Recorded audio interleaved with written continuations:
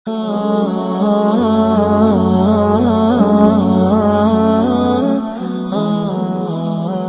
میں آتا ہے اللہ کے نبی علیہ الصلوۃ والسلام نے فرمایا احب الاعمال الی اللہ ادومها وان قل، تمام اعمال میں سب سے محبوب عمل وہ ہے اللہ کے نزدیک جو استقامت کے ساتھ کیا جائے، اگرچہ کہ وہ تھوڑا ہو، اگرچہ کہ وہ تھوڑا ہو۔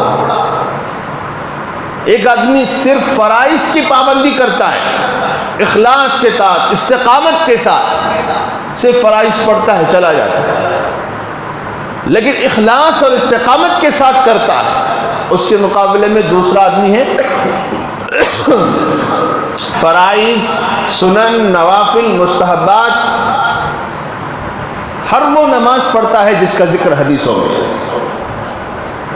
لیکن اخلاص نہیں ہے۔ وہ یہ سمجھتا ہے کہ لوگ مجھے بزرگ سمجھیں، لوگ میری واہ واہ کریں، تعریف کریں، کیا اللہ والا بندہ ہے، ہمیشہ نماز پڑھتا رہتا ہے، ہمیشہ تسبیح ڈھکلتا رہتا ہے، ہمیشہ صدقہ و خیرات کرتا رہتا ہے۔ تو ان دو آدمیوں میں اگرچہ کہ دیکھنے کے اعتبار سے عمل کس کا زیادہ ہے؟ ساری نمازوں کا، سنن کا، فرائض کا، واجبات کا، مستحبات کا جو اہتمام کر رہا ہے، اس کا عمل دیکھنے کے اعتبار سے اگرچہ کہ زیادہ ہے، لیکن مقبول اس کا عمل ہے جو استقامت اور اخلاص کے ساتھ صرف فرائض کی پابندی کر رہا ہے۔ اس سے میں یہ نہیں کہنا چاہ رہا کہ صرف فرض پڑھ کے کلٹی مارو، ہرگز میرا مطلب یہ نہیں ہے۔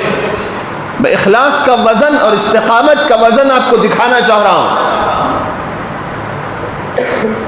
اخلاص پیدا کرنا یہ بہت ضروری چیز ہے۔ دعوت و تبلیغ میں بھی 5واں نمبر کیا ہے؟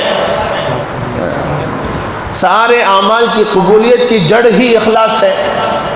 اگر اخلاص ہی پیدا نہیں ہوا تو پھر سارے اعمال کی روح نکل کے جیسا، جان ختم ہو گئی، اعمال نہیں، اعمال کا ڈھانچہ رہے گا، اور یہ ڈھانچہ ہمیں اللہ کے نزدیک مقبول نہیں بنائے گا۔ تو اس بات کی ہمیشہ فکر رہے، عمل چاہے تھوڑا کریں لیکن کس کے ساتھ کریں؟ اخلاص کے ساتھ۔